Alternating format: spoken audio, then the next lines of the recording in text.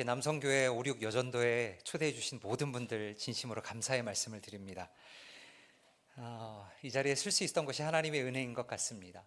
우리 사진을 한 장 띄워주셔서 그걸 보고 설교 말씀을 시작해 보도록 하겠습니다. 여러분 웃어 보이죠? 저 사진이 무슨 사진 같으세요? 드라이기로 머리를 말리는 사진입니다. 웃어 보일 수 있는 사진이지만 우리 크리스천들에게는 저 사진이 참 비극적인 사진입니다. 제가 미국에 있을 때 한 16년 정도 살다가 3년 전에 들어왔는데요. 사실 저 사진은 디바프티즘, 탈세례를 행하고 있는 사진입니다. 무슨 말이냐면 태어나서 본인의 동의 없이 부모의 신앙에 의해서 어렸을 때 세례를 받았는데 나는 그것을 용납할 수가 없다라는 것이죠. 그래서 세속주의 사제를 찾아가서 드라이기로 내 머리를 날리면서 어렸을 때 받았던 그 세례의 물을 날려버리겠다라는 모습입니다. 저 아이가 태어났을 때 저 아이의 부모님이 어땠을까요? 너무 기쁘지 않았을까요? 그리고 이 아이에게 어떤 선물을 줘야지 가장 좋은 선물일까 고민하다가 내가 믿는 하나님, 내가 믿는 예수님, 지금 이 아이가 잘 모르지만 이 아이가 커가면서 그 예수님의 말씀을 배우고 신앙으로 성숙하며 천국 소망을 바라는 마음으로 부모님께서 가장 최고의 선물로 이 아이에게 세례를 주었을 것입니다. 근데 너무 안타깝게도 이 여자분은 부모님이 믿는 하나님을 알지도 못했고 경험하지도 못했으며 모양만 남은 종교 행사도 참여를 거부하며 세속주의 사제를 찾아가서 탈세례하면서 나는 기독교와 전혀 상관없는 삶을 살겠다라고 선포하는 모습입니다. 이런 사건은 사사기 2장 10절에 있는 말씀이 생각났습니다. 성경은 이렇게 얘기합니다.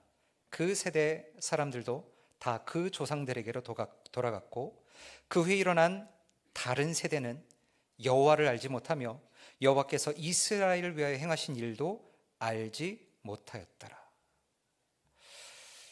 이런 사건이 비단 서방 국가만의 이야기일까라는 생각을 해보게 되었습니다. 우리나라도 포스트 모더니즘, 코로나 그리고 저출산과 노령화로 인해서 한국 교회가 심각한 위기에 맞았습니다. 제가 최근에 서울의 한 노회에서 주일학교 운영하는 실태를 파악해 봤는데요. 한 노회, 제가 구체적으로 노회 이름 밝히지 않겠지만 그 노회에서 주일학교를 운영하는 비율이 60%밖에 안 된다고 합니다. 그런데 그 60%를 총 통계를 내보니 영유아부터 고등학생에 이르기까지 평균 출석률이 27명밖에 되지 않는다는 충격적인 보고서를 받아봤습니다. 이게 한국교회의 모습입니다. 아니요, 한국교회는 지나고 우리 남성교회는 어떨까요? 제가 남성교회를 잘 모르니까 저희 교회 이야기를 드리겠습니다. 저도 한국에 한 3년 정도 와서 센텀 예배당을 섬기고 있는데요. 제가 많이 들었던 이야기는 무엇이냐면 우리 아이가 고등학교까지 하나님을 잘 따르고 신앙생활을 했었는데 대학 때문에 다른 곳에 가고 취직 때문에 다른 곳을 가면서 그 하나님을 잊어버렸고 더 이상 신앙생활하지 않는다라는 안타까운 부모님의 마음 아픈 소리들을 많이 듣곤 합니다. 근데 그 이야기는 비단 저희 교회만의 이야기가 아니라 아마 여기 있는 우리 성도님들의 모습이고 현실일 거라고 생각되어집니다. 그렇다면 오늘 본문의 제목처럼 다른 세대가 아닌 다음 세대를 우리가 세우기 위해서 우리는 무엇을 해야 될까요? 이미 늦었다고 하는데 그 늦은 시점을 놓치고 어떻게 하면 우리도 다음 세대를 세우며 하나님 앞에 나아갈 수 있을까요? 오늘 본문을 보면 우리와 동일하게 고민을 했던 사람이 나옵니다. 그 사람은 오늘 본문을 작성한 모세입니다. 상황을 설명드리면 이스라엘 백성들은 하나님의 기적적인 도우심으로 출애굽하여서 노예 신분에서 자유인의 신분으로 변화를 받았습니다. 그런데 그들은 그들의 신분과 걸맞지 않는 모습을 많이 보였고요.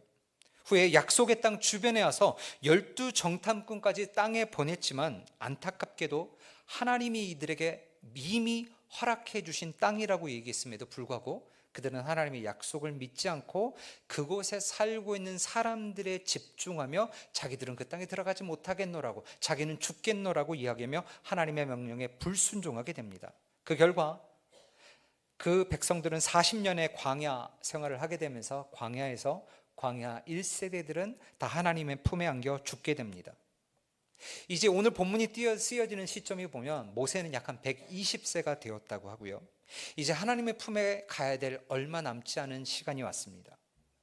모세가 두려웠던 것은 자신의 죽음이 아니었습니다. 모세가 가장 두려웠던 것은 뭐냐면, 나는 이제 하나님 품에 가는데 광야 1세대들은 죽고 광야 2세대들은 광야 1세대들과 똑같은 실수를 범하지 않고 하나님의 약속의 땅에 들어가서 살아갈 수 있는지, 그들의 자녀를 말씀으로 양육해 갈 수 있을지, 모세에겐 그것이 가장 큰 관심이고 가장 큰 걱정거리였습니다. 그래서 모세가 오늘 본문을 쓴 신명기는요, 모세의 큰 세 편의 설교로 되어 있는데요, 신앙을 교육하기 위해서 광야 2세대들에게 쓰였던 말씀입니다. 오늘 말씀을 통해서 우리의 자녀, 우리의 손주 뿐만 아니라 믿음의 자녀들이 다른 세대가 아닌 다음 세대로 세워지기 위해서 우리가 어떻게 할 수 있는지 세 가지로 함께 말씀을 나누길 원합니다. 먼저 첫 번째, 4절 말씀을 통해서 성경은 전 세대여 들으라 라고 말씀하고 있습니다. 해야 될 일이 많잖아요. 이미 너무 늦었잖아요. 아이들이 떠나고 있는데 무엇을 급하게 해야 될 것 같은데, 하나님은 먼저 무엇을 하기 이전에 다 내려놓고 이스라엘 모든 백성아, 남성교회 성도들이여 하나님의 말씀을 들으라 라고 말씀하고 있습니다. 4절 초반부입니다. 이스라엘아 들으라. 한국어 성경에서는요, 이스라엘이라는 말이 제일 앞에 나오는데요, 히브리 원어 성경에서는 여러분들이 익히 들었을 쉐마, 오 이스라엘이라고 이야기를 합니다. 성경에 쉐마, 들으라 라고 이야기를 하고 있는 것이죠. 그러면 모든 이스라엘 백성들이 절체절명의 위기 가운데 다음 세대들이 사라지고 있고 약속의 땅에 들어가기에 불분명한 그 시점에서 무엇을 들어야 될까요? 무엇을 들어야 될지 4절 후반부는 이렇게 얘기합니다. 우리 하나님 여호와는 오직 유일한 여호와이시니. 이스라엘 백성들로 하여금 너희들이 무엇을 먼저 들어야 되냐면, 하나님은 오직 유일한 하나님 한 분임을 너희가 들어서 알라라고 얘기합니다. 여러분, 이게 사실 우리에겐 당연하죠. 하나님이 두 분일 수 없는데 왜 익히 들어 알고 있는 말을 모세는 이렇게 강조했을까? 그 시대 고대 근동 문화를 보면 사실 이 유일하신 하나님은 굉장히 충격적인 선언입니다. 왜냐하면 인간은 본래 원초적인 두려움이나 종교적인 심성에 기인해서 다신론적이고 범신론적인 자연 숭배 사상이 그 시대 일반적이었습니다. 그렇게 그 시대 대부분의 나라들은 유일신이 아닌 다신을 섬겼어요. 우리나라도 그랬잖아요. 부엌 가면 부엌신, 화장실 가면 화장실신, 안방에 가면 안방신이 있듯이 여러 신들을 섬기며 자신들에게 유익 가는 대로 섬겼습니다. 또한 이스라엘 백성들이 400년 넘게 노예 생활을 했던 애굽도 다신이었습니다. 저희가 흔히 애굽하면 태양신으로 생각할 수 있는데요, 물의 신이 있었고 불의 신이 있었고 여러 가지 신이 있었습니다. 특별히 성경에 나오는 10가지 재앙이 있잖아요. 이 10가지 나오는 재앙들의 그 모든 주범들은 사실 그 시대 이집트의 신들이었습니다. 하나님께서 그 이집트 신들을 하나씩 하나씩 무너뜨리며 다른 모든 신이 아닌 내가 유일한 신임을 출애굽하면서 광야 1세대들에게 선언하신 사건이었습니다. 이스라엘 백성도 처음에는 유일신 사상이었기 때문에 그곳에 들어가서 하나님만을 섬기며 따라가려고 했을 것입니다. 그런데 시간이 1, 20년이 아니었어요. 100년이 흐르고 200년이 흐르며 그들의 세대가 가면서 그들에게 점차 유일신 사상이 줄어들기 시작하고, 이집트에 살면서 그들도 어느덧 태양신을 섬기고 물의 신을 섬기고 불의 신을 섬기며 다신론적인 사상 속에 들어가 있었던 것이 이스라엘 백성들의 모습이었습니다. 그런 모습 속에서 하나님께서 출애굽하면서 그들의 신들을 하나씩 하나씩 타파하면서 다른 모든 신이 아닌 나만이 오직 유일한 신이라는 사건들을 말씀해 주신 것이 10가지 재앙이었습니다. 그 사건들을 직접 경험했던 광야 1세대, 환호를 했을 것입니다. 홍해가 갈라지고 그 시대 가장 강대국이었던 이집트가 무너지면서 우리가 믿는 하나님이 참신이라고 그들은 생각했습니다. 그런데 그 세대들은 광야에서 방황하며 모두 다 죽게 되었고 이제 광야 2세대들이 남게 된 것입니다. 그들에게 예수님이 어떤 분이신지 알게 하기 위해서 출애굽 2세대들에게 오늘 본문 바로 앞장인 신명기 5장에서는 십계명의 말씀을 다시 말씀하시면서 하나님이 어떠한 분이신지 설명하게 됩니다. 4절에 나오는 오직 유일이라는 이 단어의 헬라 히브리어는요, 에하드인데 이것은 상대적인 단일성이 아니라 절대적인 단일성입니다. 무슨 말이냐면 여러 신들이 있는데 그 중에 최고가 하나님이 아니라는 것입니다. 오직 유일이라는 뜻은 상대적인 1등이 아니라 절대적 1등입니다. 그 말은 무슨 말이냐면 다른 신은 없다라는 거예요. 너희들이 믿고 의지했고 생활했던 것 같이 신인 것 같지만 사실 그것은 신이 아니라는 거예요. 신은 오직 누구뿐이라는 것이죠? 너희가 믿는 오직 유일한 분이 참 신이다라고 오늘 신명기서의 광야 2세대들에게 모세가 선포하고 있는 것입니다. 그분만이 하나님이시라는 것이죠. 40년의 여정을 마치고 약속의 땅에 들어가면서 너희들이 해야 될 것, 지금 차세대들이 무너지고 모든 것들이 다 힘든데 너희들이 무엇을 하기 이전에 먼저 무엇을 알아라? 오직 하나님은 유일한 참 신이심을 너희가 알아야 된다는 거예요. 왜냐하면 약속의 땅에 들어가도 거기도 역시 다신이 있고 거기도 여러 신상이 있기 때문에 너희가 이것들을 재정립하고 돌아가지 않으면 너희는 또다시 다신론 쪽에 빠질 것이고 나를 또 배반하고 나를 또 멀리할 것이기 때문에 다른 것 하기 이전에 먼저 그곳에서 하나님의 말씀을 들으면서 하나님만이 유일하신 분, 상대적으로 많은 신 중에 뛰어난 분이 아니라 절대적 유일하신 분임을 너희가 먼저 알아라고 모든 이스라엘 백성들에게 모세가 선포하고 있는 것입니다. 아까도 말씀드렸듯이 생각해 보면 너무나 당연한 말씀이죠, 우리에게는. 근데 성도님들께 여쭙고 싶습니다. 우리 성도님들께서는 하나님께서 유일한 하나님 신이십니까? 아멘, 감사합니다. 우리가 입술로 이렇게 고백했지만 혹 우리의 삶 속에서 다른 신을 섬기고 있지는 않은지요? 재정의 문제에서는 돈이, 관계의 문제에서는 사람이, 사업의 관계에서는 능력이, 학업에서는 공부가 우리에게 다른 신으로 역사하고 있지 않느냐고 말씀드리는 것입니다. 말로는 우리가 그분만이 참 신이라고 말하지만 정말 우리의 삶 곳곳 깊숙한 곳에서 그분만이 우리를 다스리고 그분만이 참 신이냐는 것입니다. 우리가 구약의 이스라엘 백성들과 다른 선조들처럼 조각을 만들고 그 앞에 절은 하진 않습니다. 그러나 성경은 하나님보다 더 높아진 모든 것들이 있다면 그것은 우상 숭배라고 이야기하고 있습니다. 우리가 공부를, 자녀를, 재정을, 관계를, 심지어 사역을 하나님보다 더 높게 하고 그것을 더 대하고 더 시간을 많이 투자하고 있다면 성경은 그것이 우상 숭배요, 그것이 하나님 아닌 다른 것들을 섬기고 있다라고 이야기를 하고 있는 것이죠. 이 헌신 예배를 통해서 우리가 우리의 자녀들 가리키고 교육하고 하나님 말씀 앞에서 올바로 설 수 있는 여전대회가 되면 좋겠습니다. 그런데 먼저 그것 이전에 우리의 삶 가운데 하나님만이 유일한 참 하나님이심을 우리의 삶 속에 곳곳이 고백하며 승리하며 나아갈 수 있는 모든 남성교회 성도들뿐만 아니라 특별히 5, 6 여전대 성도님들이 되시길 간절히 소망하고 축원합니다.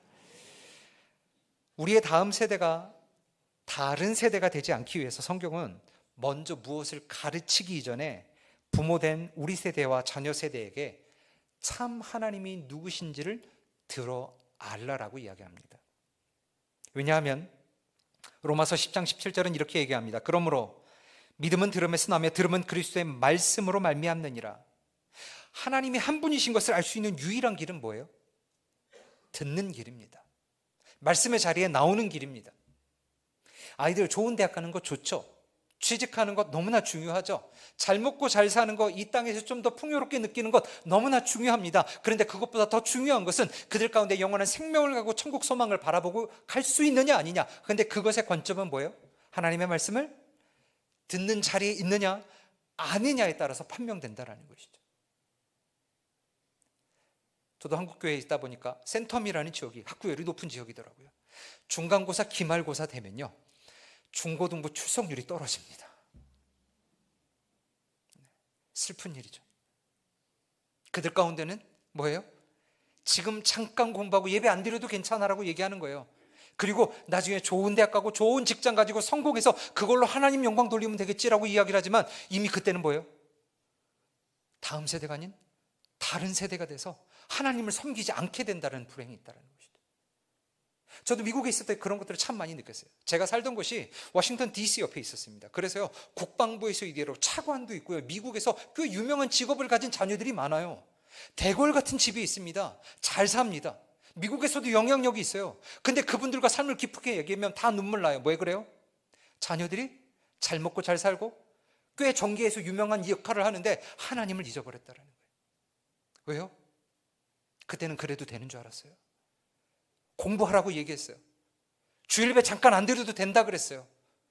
근데 그 결과 그들이 하나님을 영영 떠나는 모습을 보면서 처음에는 집이 몇 평이고 우리 아들이 무엇을 하고 막 이러다가 나중에 결론은 울며 우리 자녀가 예수 믿지 않고 우리의 손주들이 주님을 따라가지 않는 모습을 보면서 후회하는 많은 어르신들과 이야기를 나눴던 경험들이 있습니다. 저는 바라기는 여기는 5.16 여전대뿐만 아니라 남성교회 모든 분들이 이런 동일한 실수를 저지르지 않고 다른 세대가 아닌 다음 세대를 세우기 위해서 하나님의 말씀을 듣는 이 자리에 우리뿐만 아니라 우리의 자녀들도 동참하는 그런 귀한 사랑 나눔 하시기를 간절히 소망합니다. 말씀을 듣는 것이 중요합니다. 오늘 그러면 그 위에 뭐 해야 될까요? 잘 가르쳐야 될까요? 성경은 가르치는 건 사실 마지막이라고 얘기하고요, 온 세대가 들었다면 부모에게 해야 될 것이 있다라고 얘기합니다. 5절 말씀에 부모에 대해서 이렇게 얘기합니다. 사랑하라. 누구를 사랑할까요? 우리 자녀를 사랑할까요? 오늘 본문 5절은 이렇게 얘기합니다. 너는 마음을 다하고 뜻을 다하고 힘을 다하여 내 하나님 여호와를 사랑하라.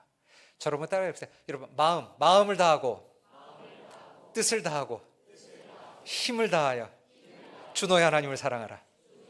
네, 성경은 이렇게 얘기합니다. 부모들이요, 자녀를 사랑하는 것 이전에 먼저 뭐 하라 그래요? 내 마음을 다하고 뭘 다하고 뜻을 다하고 뭘 다하고 힘을 다해서 주 너의 하나님 뭐래요? 사랑하라라고 이야기를 하는 것입니다. 그렇다면 문제가 있잖아요. 눈에 보이는 우리 부모님도 제대로 사랑하지 못하고 우리 자녀들도 잘 사랑하지 못하는데 눈에 보이지 않는 하나님을 어떻게 마음을 다하고 뜻을 다하고 힘을 다하여 사랑하면 될까요? 세상적으로 사랑을 표현하는 여러 방법이 있습니다. 뭐 하면 돼요? 그 사람이 듣고 싶은 말 해주고 그 사람이 원하는 것들을 사주면 됩니다. 시간을 보내야 됩니다. 그런데 하나님을 사랑하는 방법은 조금 다르다라고 얘기해요. 물론 그 하나님과 시간을 보내고 하나님이 원하시는 예배를 드리는 것 사랑하는 방법입니다. 그런데 하나님의 사랑하는 방법이 조금 다름을 마태복음 15장 8절에서 9절 이렇게 얘기합니다. 이 백성이 입술로는 나를 공경하되 마음은 내게서 멀도다. 사랑의 계명으로 교훈을 삼아 가르치니 나를 헛되이 경배하는도다 하였느니라 하시고. 자, 뭐라 그래요? 하나님을 사랑한다고 입술로만 고백하는 게 사랑하는 것이 아니다. 그들이 나를 오히려 사랑하는 것이 아니라 헛되이 경배하고 있다라고 이야기하는 것이죠. 그럼 어떻게 하나님을 사랑하는 것이 우리가 사랑하는 것을 표현할 수 있을까요? 마태복음 15장 8절에서 9절 말씀을 한번 띄워주실 수 있으면 띄워주시고, 요거를 반대로만 하면 하나님을 사랑하는 방법이 나타납니다. 첫 번째, 입술로만 공경하지 말고 뭐 하면 돼요? 마음을 가까이 하면 돼요. 마음이 멀어져서 하나님과 사랑이 떨어졌다고 하니까 입술로 하는 게 아니라 우리의 마음을 어떻게 하면 돼요? 하나님께 가까이 가면 그게 사랑하는 거예요. 두 번째, 헛되이 경배하지 않고 참되게 예배하면 그게 사랑하는 거예요. 이러면 우리가 하나님을 사랑할 수 있다고 얘기합니다. 첫 번째, 그러면 우리가 어떻게 우리의 마음을 가까이 할 수 있을까? 잠언 4장 23절 이렇게 얘기합니다.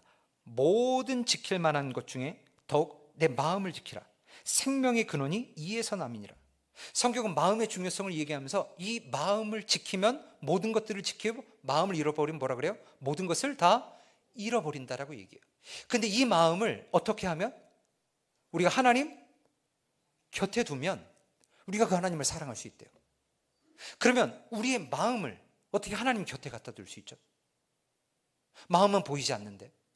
그거에 대한 가장 큰 명확한 대답이 시편 119편 11절에 나옵니다. 성경은 이렇게 얘기합니다. 내가 주께 범죄하지 아니하려 주의 말씀을 내 마음에 두었나이다. 무슨 말이에요? 주의 말씀을 내 가까이 두면 나의 마음이 자연스럽게 어디로 간다는 거예요? 하나님 마음 곁에 가고, 우리가 하나님의 마음이 우리 가운데 가까이 가면 그게 하나님을 사랑하는 방법이라는 것이죠. 말씀을 가까이 하면 하나님을 사랑하게 된다는 것이죠. 말씀을 어떻게 가까이 해요? 제가 홈페이지로 와서 쭉 봤습니다. 성경 통독도 있고요, 여러 성경 공부도 개설되고 있더라고요. 어하나도 있고요, 주일학교 모든 행사들이 있습니다. 여러분 그 자리에 가보십시오. 여러분 아마 2024년도 새해가 시작하면서 여러 가지 계획들을 세우셨을 거예요. 그 중에 하나가 뭐죠? 성경 통독, 암송, 뭐 여러 가지 것들이 있었어요. 근데 혼자 하면 100이면 100 다 어떻게 돼요? 창세기를 지나 레위기쯤 가면 다 멈춥니다.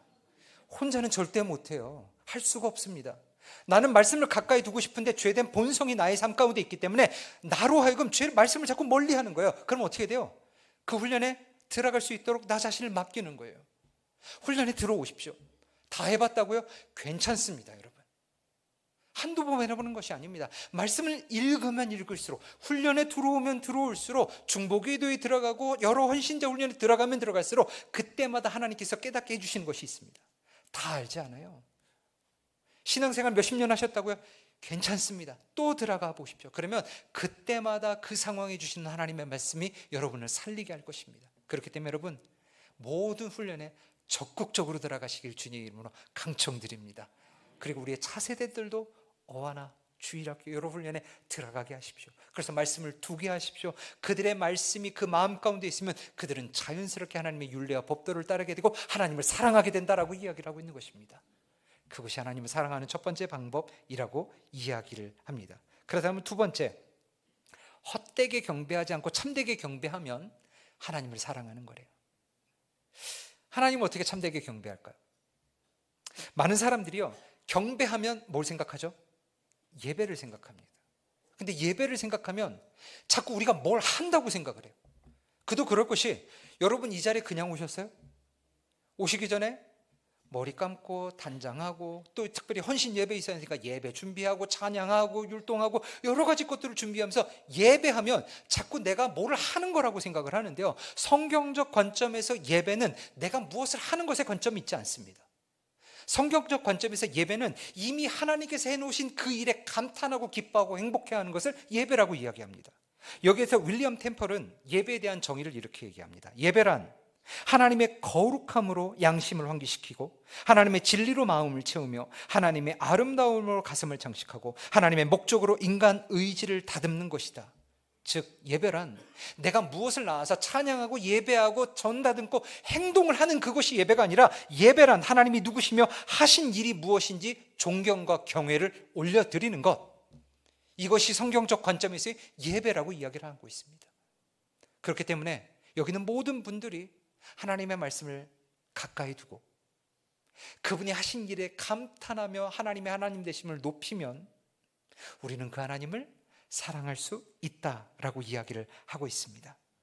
그 일은 혼자서 할 수도 있고요, 작은 그룹으로 모일 수도 있고요, 이렇게 대예배에 모여서 하나님을 찬양하며 예배할 수도 있습니다. 하나님께 우리의 사랑을 표현할 때 우리는 그것을 예배한다라고 얘기합니다. 성경은 다른 세대가 아닌 다음 세대를 키우기 위해서 우리가 무엇 할 것을 이전에 먼저 유일하신 하나님을 들어 알라라고 이야기하고, 그 다음 부모 세대에게 그 하나님을 사랑하라라고 이야기를 하고 있습니다. 그 다음 마지막 세 번째 이렇게 얘기합니다. 자녀들을 가르치라. 6절에서 9절 말씀, 저기서 자녀 가르치라라고 얘기합니다. 6절 말씀입니다. 오늘 내가 내게 명하는 이 말씀을 너는 마음에 새기고, 또 중요한 게 나와요. 말씀을 가르치기 이전에 먼저 어디에 새기래요? 말씀을 어디에요? 우리 마음에 새기라는 것입니다. 기억하십시오. 머리에 새긴 말씀은 우리를 결코 변화시킬 수 없습니다. 지식적으로는요, 우리보다 성경 지식을 많이 아는 사람이 있어요. 여러분 궁금해도 듣지 마세요. 전 들어봤는데 도올 김용국이라는 사람 아세요? 네. 그 사람이 EBS 요한복음 강의를 합니다. 여러분 그 사람이 우리보다 요한복음에 대해서 더 잘 알 수 있어요. 고대 근동 사상에 대해서 더 빼박 알 수 있어요. 그 사람이 우리보다 성경을 더 많이 읽었을 수 있고요, 더 공부했을 수도 있습니다. 근데 그 지식은 뭐예요? 머리의 지식이에요. 머리의 지식은 변화를 주지 못하고 구원받지 못합니다. 성경은 이 말씀을 어디에 새기라 그래요? 마음에 새기라고 얘기합니다. 그리스도인이 교회 다니면서 삶이 변화되지 않는 것은 뭐예요? 말씀이 어디에만 머물러 있기 때문에요? 머리에만 머물러 있고 가슴으로 내려오지 않았기 때문입니다. 그래서 세상에서 가장 먼 거리가 어디라고 그러죠? 머리부터 가슴까지래요. 30cm밖에 안 되는 이 거리가 세상에서 가장 먼 거리라고 이야기합니다. 그러나 바라기는 우리 모두는 먼저 말씀을 가르치고 아이들을 교육하기 전에 먼저 그 말씀을 우리 마음판에 새기는, 지식이 아닌 삶의 경험으로 나와서 그 경험된 말씀을 가르치길 간절히 소망합니다. 그 후에 우리가 해야 될 일들을 7절에서 이렇게 기록합니다. 내 자녀에게 부지런히 가르치며 집에 앉아 있을 때에든지 길을 갈 때에든지 누워 있을 때에든지 일어날 때에든지 이 말씀을 강론할 것이며, 비로소 뭐 하라는 거예요? 말씀을 가르치라는 거죠. 어떻게 보면 가르치는 것이 맨 마지막 단계고 가장 쉬운 것 같지만 이 앞에 뭐가 있어야 돼요? 말씀을 전심으로 들어야 되고 그 하나님을 사랑해야 되고요. 그 말씀을 우리 마음판에 새겨서 지식이 아닌 삶의 경험으로 나오는 말씀을 전해야 된다는 것이죠. 여기 성경 본문에서 부지런히 가르치며 라는 히브리어 뜻은요, 찌르다, 뾰족하게 하다라는 뜻이 있습니다. 즉 무슨 말이에요? 어떻게 언제 하나님의 말씀이 뾰족하고 찌를 수 있어요? 내 마음에 새겨졌을 때, 내가 경험되어졌을 때, 하나님의 말씀은 살아있고 좌우의 날선 운동력보다 나아서 좌우의 날선 검보다도 이해하다고 말씀하셨던 것처럼 그 말씀은 내가 먼저 경험되어져야 돼요. 내가 마음판에 새겨져야 돼요. 그렇지 않고 말하는 것은 뭐예요? 영향력 없는 말씀입니다. 세상에서 가장 쓸데없는 가르침이 뭔지 아세요? 나는 믿지 않는데 너는 믿으라는 거예요. 어떤 게 있을까요? 제가 대표적으로 설명드릴게요. 우리 부모님들께 TV를 뭐라고 들었죠? TV는 뭐다? 그걸 잘 아시네. 바보 상자다. 그러니까 바보 상자 보지 말고 들어가서 뭐 하라 그래요? 공부하라 그래요. 애들 공부하러 들어가면 여러분 뭐 하세요? TV 봐요. 전달한 건 뭐예요? TV는 바보 상자니까 볼 필요가 없어요. 근데 그거를 여러분이 믿어요, 안 믿어요? 안 믿는 거예요. 말은 그렇게 하지만 실제 안 믿는 거예요. 너는 들어가. 근데 나는 뭐 할 거예요? 나는 바보 상자 볼 거라는 거죠. 그럼 그 아이들이 그래서 공부를 할 수 있을까요? 그렇지 않아요. 내가 경험되어지지 않은 확신이 있는 말씀은 아무리 던진다 한들 그것은 뭐예요? 잔소리예요. 여러분, 잔소리가 나쁜 것 같죠? 잔소리가 전개가 뭔지 아세요? 옳은 말을 계속하는 겁니다. 여러분이 자녀들에게 하는 잔소리가 틀린 말이 하나도 없어요. 일찍 일어나라, 공부해라, 밥 먹어라, 공부해라, 하나님 사랑해라, 큐티해라, 말씀 읽어라, 틀린 말이 하나도 없어요. 근데 왜 그게 잔소리예요? 지식으로만 가니까. 내 마음판에 새겨지지 않고 내가 하나님을 사랑하지 않고 그냥 던져가는 말이니까 잔소리로 똥이란 말이 나한테 계속 오면서 듣기 싫어하는 말이 된다는 것이죠. 그렇게 되지 않기 위해서 우리가 가르치는 모든 가르침이 아이들에게 잔소리로 멈추지 않기 위해서는 먼저 하나님의 말씀을 우리 마음판에 새겨야 되는 거예요. 내 안에서 먼저 살아 역사해야 돼요. 그리고 그 말씀을 가르쳐야지 하나님의 말씀이 영향력이 있다는 것입니다. 신앙교육은 운동으로 비유했을 때 저는 유도의 한판승이라기보다는 권투의 잽이라고 생각을 했습니다. 유도는 어때요? 막 지고 있더라도요, 나중에 한 30초 남기고 한 판으로 딱 돌리면 어때요? 완전 역전됩니다. 신앙교육이 이렇지 않더라고요. 한 번에 바뀌지 않고요, 권투의 잽 같더라고요. 나중에 잽을 계속 맞으면 어느 순간 어떻게 돼요? 그 사람은 쓰러집니다. 별 타격 없는 것 같은데. 신앙교육이란요, 타격이 있는 듯 없는 듯 하지만 꾸준 없이, 여기에 보면 뭐라 그래요? 앉아있을 때든지 서 있든지 길을 갈 때인데 집에 있을 때 어떤 순간에서도 계속 하나님의 말씀을 내 마음에 새겨진 그 말씀을 아이들에게 전달하는 것입니다. 제가 아이를 키우기 전에 한 아이가 정상적인 인간적인 삶을 사는 게 저는 그냥 자연스럽게 되는 줄 알았어요. 그런데요, 아이가 태어나서 그 아이가 밥을 먹고 학교를 가고 행동하는 모든 것에는 최소한 부모님의 수백 수천 번의 잔소리와 교정이 있기 때문에 아이가 인간답게 사는 것임을 제가 아이를 키우면서 깨닫게 되었습니다. 반복된 교육이라는 것이죠. 신앙교육도 마찬가지입니다.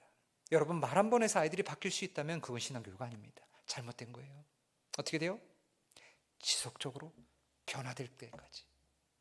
한두 번 했다고, 여러분, 아이가 한두 번 넘어졌다고 너는 못 걸을 거라고 그런 부름보가 어디가 있어요? 일어날 때까지 하잖아요. 신앙교육 될 때까지 하는 것입니다. 근데 그것이 잔소리가 되지 않기 위해서는 우리 가운데 먼저 마음에 새겨서 그 하나님을 깊이 사랑할 때, 그 안에 전심되어지는 말씀으로 나올 때 그 아이가 그것을 하나님의 말씀으로 받을 수 있다고 생각되어집니다. 부모가 가슴에 고백을 담은 그 말을 반복적으로 부지런히 들려줘야 되는 것입니다. 행동도 마찬가지예요. 저희 부모님도 목사님이셨거든요. 제가 아침에 처음 일어나면 항상 보는 모습이 아침에 테이블에 앉아서 기도하고 말씀 보시는 부모님을 봤었어요.